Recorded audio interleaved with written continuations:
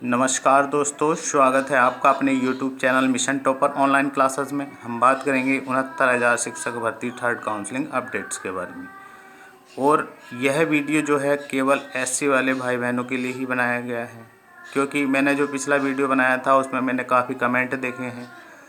तो कुछ भाई तो यही कह रहे हैं कि भाई सिर्फ 1 गुणांक गिरेगा या 0.5 गिरेगा या 60 गुणांक तक ही होना है या 60.5 तक ही होना है। लेकिन मैं इस वीडियो के माध्यम से आपको कुछ स्पष्ट करना चाहता हूं कि कम से कम 2 गुणांक या 2.5 गुणांक तो गिरना ही है। तो आपको वीडियो पूरा देखना है। वीडियो पूरा देखने के बाद ही कमेंट करना है और वीडियो को लाइक करना है और शेयर करना है। तो आइए समझते हैं। तो केवल SC वाले देखें, SC वाले ही देखें, क्योंकि यह वीडियो सिर्फ और सिर्फ SC वाले भाई बहनों के लिए ही है।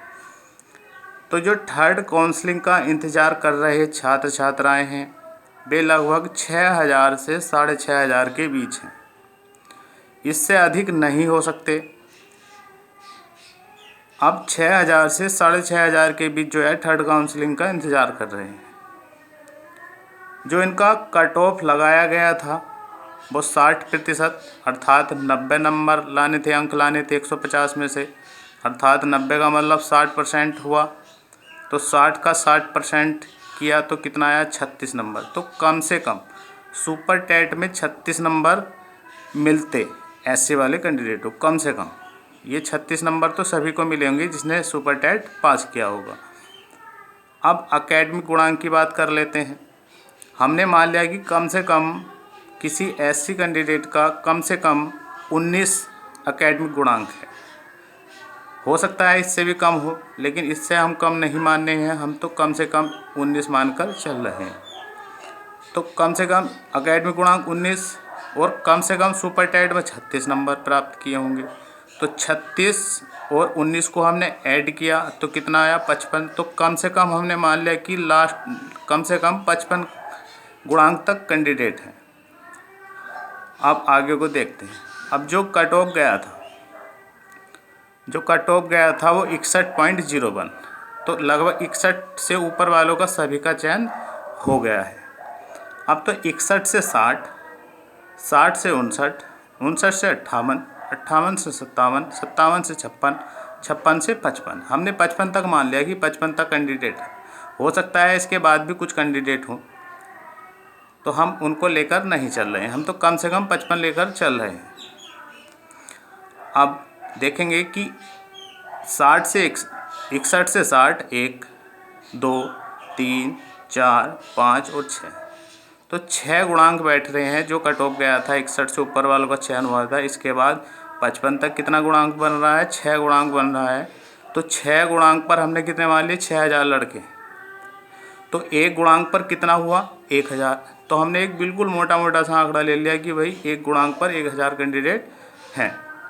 अब जितना यहाँ से यहाँ आएंगे तो कैंडिडेट मान लो यहाँ 1,000 मान लिया या 800 मान लिया, तो यहाँ से यहाँ पहुँचेंगे तो थोड़ा सा अधिक बढ़ेंगे। जितना गुणांक नीचे गिरेगा उतने कैंडिडेट थोड़ा थोड़ा बढ़ते चले जाएंगे।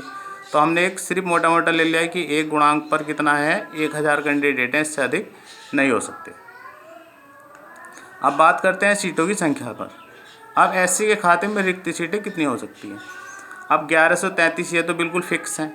ये तो 1133 तो SC के खाते में ही जाएंगी, बिल्कुल फिक्स हो गई। अब यहाँ क्वेश्चन मार्क, मतलब 1133 में कितनी सीटें और जोड़ी जाएंगी। अब बात करते हैं रिक्त सीटें जो है प्रत्येक कैटेगरी में की, मतलब जो रिक्त सीटें हैं वे तो टोटल ही हैं। अभी किसी का पता नहीं किसी SC कितनी है, OBC कितनी है और जनरल कितनी है। तो हम मान लेते हैं कि 5,000, 6,000 या 6,500 इतनी ही सीटों पर काउंसलिंग कराई जाएगी, क्योंकि ये 1133 की बात नहीं कर रहे हैं, हम टोटल सीटों की बात कर रहे हैं जिसमें SC, जनरल, OBC वगैरह जितने भी या PH वाले सभी होंगे इसमें। तो मान लिया 5,000 पे आ सकती है लिस्ट, 6,000 पर या 6,500। इससे अधिक आने की संभावनाएं कुछ कम है, क्योंकि सरकार डाटा बिल्कुल स्पष्ट नहीं दिखाना चाहती, सब गोलमाल है। अब 11 से 33 मान लो 5,000 आती हैं तो लगभग कितनी सीटें मिलेंगी? 6,000 हैं तो लगभग कितनी? ये तो थोड़ा अनुमान लगाना कठिन है। लेकिन फिर भी हमने मान लिया कि 1133 तो है ही, लेकिन यहाँ कितनी सीटें भरी जाएंगी ये आपको भी कमेंट बॉक्स में लिखना है। सब अपना अपनी राय देनी है कि लगभग कितनी सीटें एससी की बच रही होंगी या रिक्त हो सकती है। तो मैंने जो कम से कम मान लिया कि मैंने जो माना है कम से कम तो 2200 से अधिक अनुमानित सीटें हमने मान ली हैं कि 2200 है, इससे कम तो नहीं हो सकती क्योंकि 1133 ये है, लगभग 1000 और मान लिए हैं कि रिक्त हैं, तो लगभग 2200 से अधिक ही सीटें एससी के खाते में जानी है।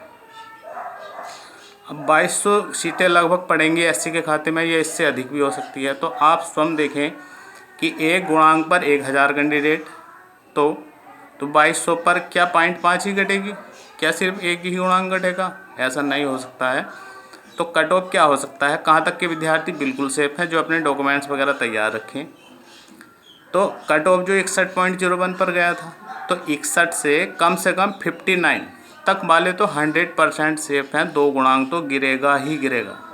आप देख लीजिए, जब भी लिस्ट आएगी तो आप देख लीजिएगा 2 गुणांक तो गिरेगा ही गिरेगा, निश्चित है। जो चांस है वो 58.50 तक वालों के चांस हैं। अब जितनी सीटें यहाँ बढ़ेंगी, टोटल सीटें बढ़ेंगी, उतना ही ऐसे वालों को फ़ायदा होगा क्योंकि यहाँ भी सीटें बढ़ेंगी। क्योंकि 1133 तो फिक्स हैं, जितनी यहाँ बढ़ेंगी उतनी ही सीटें लगभग इसमें बढ़ती चली जाएंगी। तो लगभग 2200 हमने मान लिया कि 2200 से कम तो हो ही नहीं सकती, या इससे अधिक ही होंगी। तो जितनी यहाँ सीटें बढ़ेंगी उतना ही कट ऑफ नीचे गिरता चला जाएगा। तो 59 वाले तो 100% सेफ, बिल्कुल यहाँ तक तो गिरेगी ही गिरेगी 2 गुणांक मेरिट, और 58.50 तक वाले के भी 100% चांस रहेंगे। तो वीडियो कैसा लगा है आपको कमेंट बॉक्स में लिखना है, और क्या कट ऑफ जा सकता है ये भी आपको कमेंट बॉक्स में लिखना है, और आपका क्या गुणांक है ये भी कमेंट बॉक्स में लिखना है। और वीडियो को लाइक ज़रूर करना है और शेयर करना है। धन्यवाद।